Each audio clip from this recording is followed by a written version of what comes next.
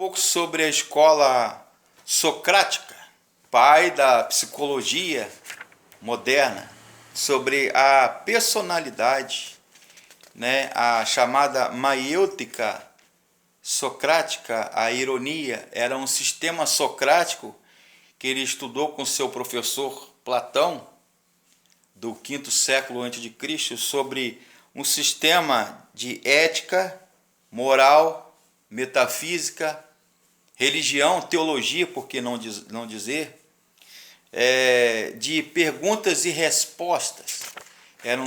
questionários ou questões que elaboravam os seus discípulos da sua filosofia ou do seu estudo, digamos assim, e concebia o Deus como um uno, uma entidade, um ser uno, poderoso,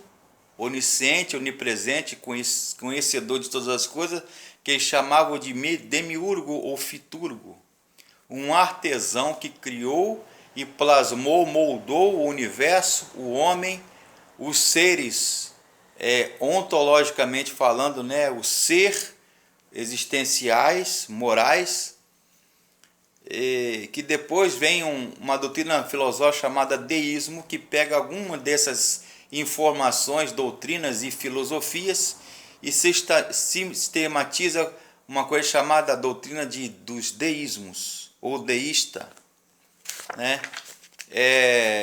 Existe a escola dos cínicos, que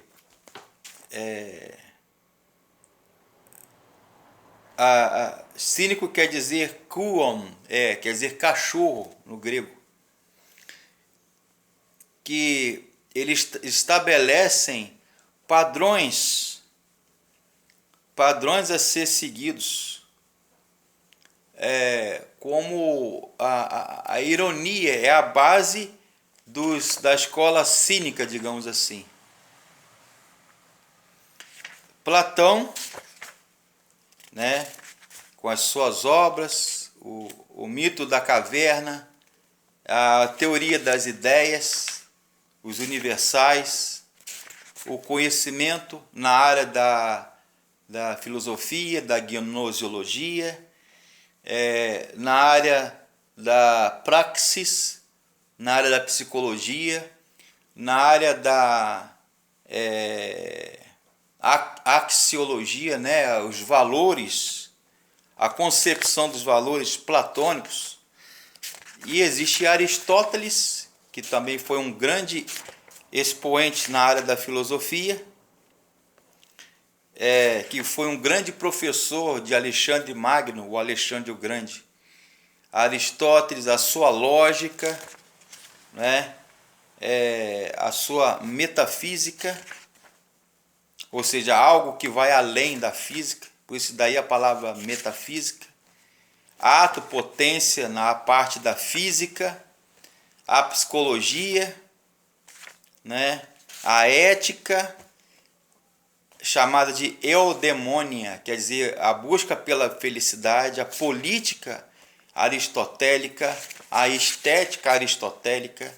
a filosofia helenística, aí a escola neoplatônica de Plotino, que também milita na área da teologia, com seus expoentes, Porfírio, Pseudo-Dionísio, Marcílio Ficino,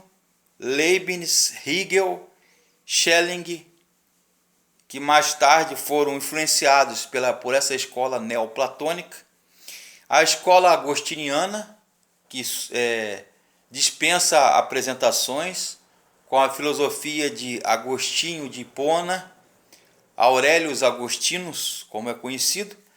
a escola tomística, já na filosofia e teologia medieval, lá pelo século XII, século XIII, Tomás de Aquino, Gregório Palamas, e outros mais, Boaventura, Alexandre de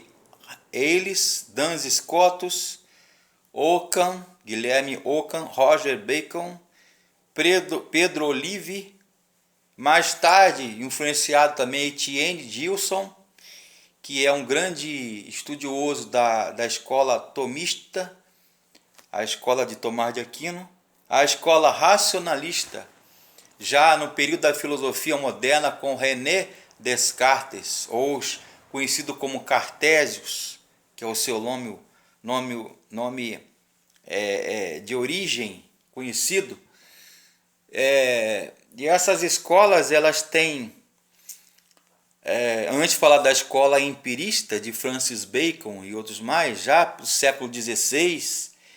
né, já início do século XV, depois de Cristo, essas escolas, elas tentam equacionar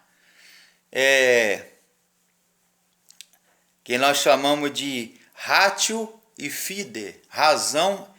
e fé, que vem perdurar até o início da Reforma Protestante, que é o século XV e XVI. A escola iluminista, com Voltaire e outros mais, Rousseau, Diderot, Montesquieu, Newton, Lessing, Christian Wolff e outros mais aí na Itália, por exemplo, Beccaria, Giannone, François-Marie Arouet, chamado Voltaire, a escola idealista de Immanuel Kant, né? A escola voluntarista de Arthur Schopenhauer, a escola neopositivista Auguste Comte, a escola marxista Karl Marx, Proudhon, Friedrich Engels, a escola existencialista com Martin Heidegger, escola neopositivista, aí já vem já a filosofia da ciência, né? Ludwig Wittgenstein, Eugenstein, Karl Popper, Gaston Bachelard, Michel Foucault e outros mais aí que tentam explicar o mundo, o saber, o pensamento filosófico de um modo racional e científico. O saber, né? Aí você tem os pensadores de Alexandria, você tem aí os filósofos árabes, o realismo, idealismo alemão, a filosofia do ser enquanto ser, que é chamado de metafísica ou ontologia, né? Os problemas gnoseológicos, cosmológicos, metafísicos, éticos, religiosos, políticos, pedagógicos, estéticos, históricos e linguísticos, todos eles dentro de uma visão antropocêntrica, ou seja, a visão do homem do saber moderno, saber medieval e saber antigo. A filosofia antiga, filosofia medieval, que você compreende aí a escolástica, do pensamento medieval, fé e razão, depois o pensamento moderno, do século XVI para cá, com a reforma protestante, a contra-reforma católica, e depois vem com o iluminismo,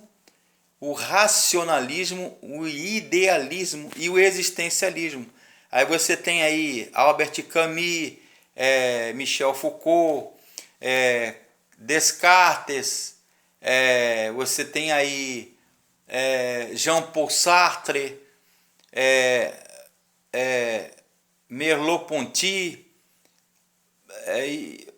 e outros mais aí, Freud, Karl Jaspers, Jung,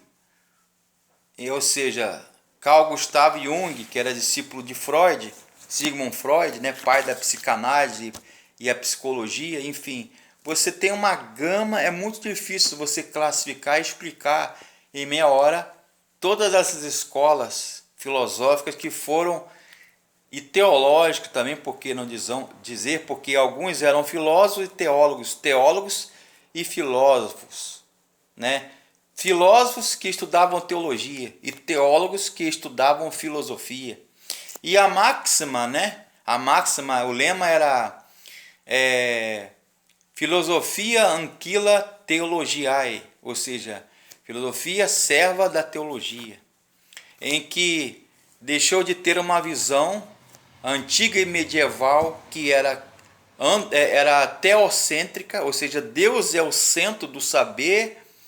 da razão, da ética, da religião, da filosofia, do saber filosófico, e passou a ter, com a reforma, o período clássico e o período moderno, de Descartes para cá, passou a ser uma visão antropocêntrica, ou seja, o homem passou a ser o centro do universo. Tudo era baseado no homem e as suas realizações, ok?